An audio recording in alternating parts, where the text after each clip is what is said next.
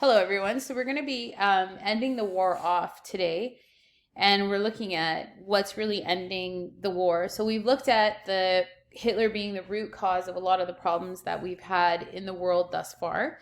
He comes in through a military coup, takes over the German government, and first thing he does is he stops paying war reparation payments. He goes back on the non-aggression pact that he made with Russia, and he's invaded the Rhineland, taken over most of France, and he's killed a lot of people in the Dieppe raids. So these are some statistics on how many people have died in World War II towards the end. And in total, it ended up being over 80 million military civilians and deaths that happened. And in 1941, we see that it is the beginning of the end of the war. So the Russians have defeated Germans, and the Russians are entering Germany, and they're finding evidence of the Holocaust. They're finding Hitler's bunker. This is actually a picture of pregnant women that were abandoned in a field by the German soldiers, and they were left there to die, with some of them giving birth to their young babies and left there without clothes on. And when that happens, what they were trying to do was kill off the Jews so that there was no way that there could be any procreation happening or a resurgence of the Jewish people coming back. So the Germans were very aggressive and sneaky in their tactics, and it wasn't an honorable battle system that was fought in World War I. So they would go to the battlefield and agree to battle. There was timelines in which that could happen. The conditions were bad, but the fighting that happened was a little more sneaky. The Germans were invading without the knowledge of the Allied powers, and an example of that would be when they kind of secretly invaded Russia and killed almost a million people. But the Russians were able to finally get a grasp, alongside the Allied powers, were able to get a grasp of the occurrences that were happening. And they were finally successful because the storm hit. So the Russians were able to manage the cold better than the Germans were. The Allied powers prepared now for unexpected attacks against the Germans. They realized that this was their style of invasion. And they really felt the lesson of this, especially Canadians, during the Battle of Dieppe, where we had so many, over 1,900 prisoners taken by the German army. And of the 2,200 who returned to Britain, only 236 were unhurt. So, Canada was the one who really bared the brunt in that Dieppe raid. So this is a plan of an infantry invasion at Dieppe. And what we see here is we see different battalions getting ready, or different infantries planning for their attacks along the beach side. And they were coming in by water. And this was a really important strategy for us, because this was the way that we were able to kind of overcome those German attacks that we were looking for. We're hoping that Operation D-Day was set to be a success, and hopefully the end of the war. We also see the Battle of the Atlantic being the beginning of the end. And the reason why the Battle of the Atlantic was the beginning of the end is because the Germans are continuing to attack the convoys. So convoys were these little boats that were set up over here in place of using the U-boats. So we know in World War I, the Germans were using the U-boat to kind of glide through the waters. They ended up hitting the Lusitania from the United States, killing innocent people.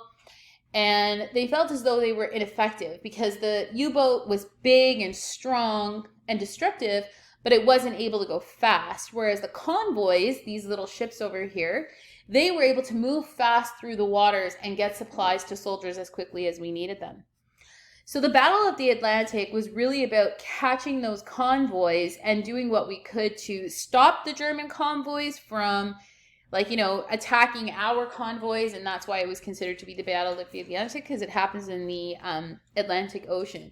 So you can see here that the convoy routes start off in Halifax, New York. You can also see that this is how we would start to get all of our goods and our supplies over to the soldiers who needed them. And also going back to dropping off the soldiers. So the convoy system was a very important system to both the Allied and the Axis powers. The Battle of the Atlantic was about taking control of that. And the Canadians really did a lot during this time. So we started out our Canadian Navy with only 11 ships and 20,000 sailors. And we closed with over 400 ships and 113,000 personnel. So Stalingrad, which would kind of be in this area over here, I think. So Stalingrad was also a very important point that needed to be taken over. And the reason why Stalingrad was so important was because it was the place where it was the entryway into where we could access soldiers and provide them with the goods and the military weapons that we needed. Control of Stalingrad meant control of Stalingrad meant control of the war. And Hitler's plan was to always capture Stalingrad and keep it, which he was successful in doing, but we wanted to take it back. And what we do over here is also there's some oil available. So Hitler always had the plan to occupy this land along with many other pieces of land. So we continue to push forward and create all of these different successes. Egypt was invaded over here, Operation Overlord. Mussolini, we find him dead. Italy is now surrendered to us by 1945. Teddy Roosevelt and Joseph Stalin, they can't agree on what to do with Eastern Europe. So they're still very divided on what happens with Eastern Europe. So, do we keep Germany the way that it is? Are we implementing the colonial system again? So there's always this debate between the two. Normandy was also a place where the Allied powers made a significant movement in order to capture the land of France that Germany had taken over. So planning to invade from the waters and moving on to Juno Beach's shores was a difficult task because Germany had taken it over, and not only that, but done a really good job in securing the front. So if you look to see, this is kind of the diagram. This is a diagram of what they had set up on Juno Beach. So we would have to, as the Allied powers, cross through all of this in order to recapture the French land. So you can see here that they had post lines with gates, and then they had landmines along with long log ramps with it. Not only that, but they had wire as well. So they took a lot of time very early in the war. They invaded, and they took a lot of effort to ensure that it couldn't be invaded again. So here's an actual image rather than a diagram of what it was that you would see if you were a Canadian soldier and moving in on Juno Beach. If you watch the movie Saving Private Ryan, the opening scene is the Allied powers moving into Juno Beach, which is really cool for you to do. In fact, I suggest that you go through this PowerPoint and other PowerPoints in the content section of our class, and you can click on the video links that are there with the picture. So it would be really neat for you to see what those look like. So here's a picture of how things were invaded. In April of 1945, we're slowly coming to a close. Hitler's at a point where he doesn't believe that this is over and he might still make it. So he hides in a bunker. So that's what his German army does for him, is they want to protect him and his family, and they hide him in a bunker. And if you know that I posted on the course announcements, there's a movie called The Downfall. In German, it's called Der Utengrund, which gives you the last 10 days of Hitler's life just before he's committed suicide.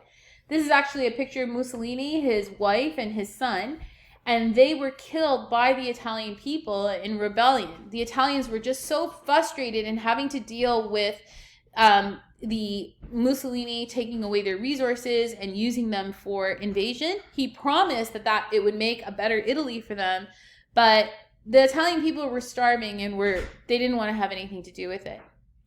On May 2nd, the Reichstag, which is the German parliament, it falls under Berlin and surrenders control. So this is actually a picture of the parliament building. And this is the Russian flag being put on to show our invasion was successful. The Battle of Berlin costed the Russians about 70,000 soldiers, but it was able to kind of officially end the war. By February 8, 1945, the Allied powers, including Canada, were in Berlin, and our invasion was successful. So if you look here, this is a group of Canadian soldiers that are saying Germany kaput, which is a German word, Italia tutto finito, which means like finished in Italian, and here we come Canada. So these are some Canadian soldiers.